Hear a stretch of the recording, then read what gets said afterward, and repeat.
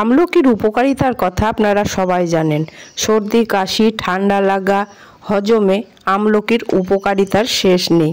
তো আজকে আমি আপনাদের কাছে শেয়ার করব আমলকির হজমিগুলি। এই হজমিগুলিতে যেসব উপকরণগুলো হজমে সাহায্য করে সেই সব উপকরণগুলোই দেয়া আছে।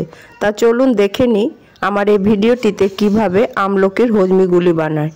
এখানে 500 গ্রাম আমলকি নিয়েছি। এটাকে খুব ভালো করে ধুয়ে মুছে নিয়েছি যাতে জল না থাকে। বটি দিয়ে আমি আমলকিগুলোকে প্রথমে পিস পিস করে নেব, তারপরে ছোট ছোট টুকরো করব, তাহলে মিক্সিতে পেস্ট করতে অনেক সুবিধা হবে। আমলকিগুলো ছোট ছোট টুকরো করে নিয়েছি। এবারে আমি একটা মিক্সিং জারের মধ্যে দিয়ে এটাকে পেস্ট করে নেব। আপনাদের কাছে বলি, আমলকিগুলো ছোট বা মাঝারি মিক্সিং এর কৌটোতে করবেন, তাহলে পেস্টটা খুব ভালো হবে। আমলকিগুলো খুব ভালোভাবে পেস্ট হয়ে গেছে। এবারে আমি একটি পাথরের থালায় নিয়ে নিচ্ছি।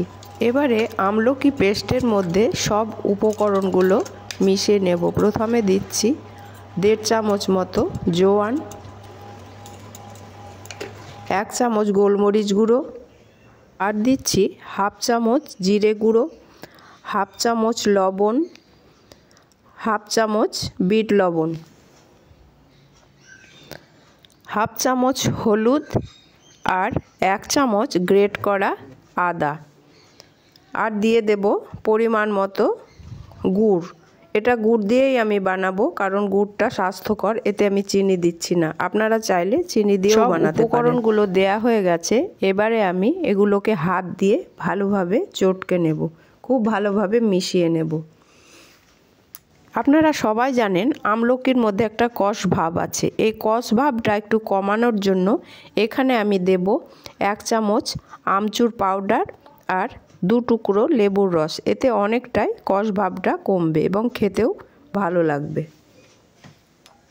এই মুখরোচক আর হজমিকারক আমলকির গুলি আপনারা বাড়িতে অবশ্যই বানিয়ে দেখবেন। খেতেও যেমন ভালো লাগে, হজমেও সাহায্য করে, আর বানানো তো খুবই সহজ। গ্যাসের মধ্যে একটা কড়াই বসিয়ে দিয়েছি। এবারে আমি আমলকিগুলো এই কড়াইয়ের মধ্যে দিয়ে দেব এবং এটাকে 10 থেকে 15 মিনিট আমি রান্না করব। নারকেলের পাকটা যেমন একটু চটচটে হয়, যাতে নাড়ুগুলো ভালোভাবে পাকানো যায়, আমলকির পাকটাও সেই রকম হবে, তবেই গুলিগুলো বানানো যাবে। দেখুন পাকটা আমার হয়ে গেছে, একটা সুন্দর ভাব চলে এসছে। এবারে আমি এগুলোকে নাড়ু পাকিয়ে নেব। হাতের মধ্যে আমি একটু ঘি মাখিয়ে নিচ্ছি, তারপরে আমি গুলিগুলো পাকিয়ে নেব।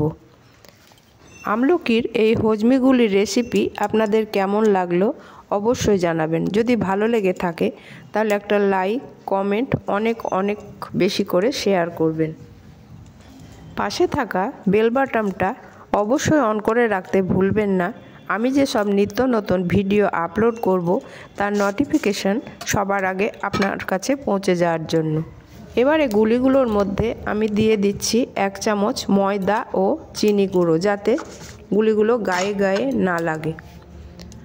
আমার এই রেসিপিটি আপনারা অবশ্যই বাড়িতে একবার বানানোর চেষ্টা করবেন, দেখবেন কতটা ভালো, কতটা মজার। আমার চ্যানেলটিকে যারা সাবস্ক্রাইব করেছেন তাদেরকে অসংখ্য ধন্যবাদ। আর যারা আমার চ্যানেলে নতুন তাদের কাছে অনুরোধ, আমার এই ছোট্ট চ্যানেলটিকে সাবস্ক্রাইব করে আমাকে এগিয়ে নিয়ে যেতে সাহায্য করার জন্য। আজ তাহলে এখানেই শেষ করছি। আবার আপনাদের সামনে হাজির হব নিত্য নতুন রেসিপি নিয়ে। আপনারা ভালো থাকবেন, সুস্থ থাকবেন, আমার পাশে থাকবেন। ধন্যবাদ।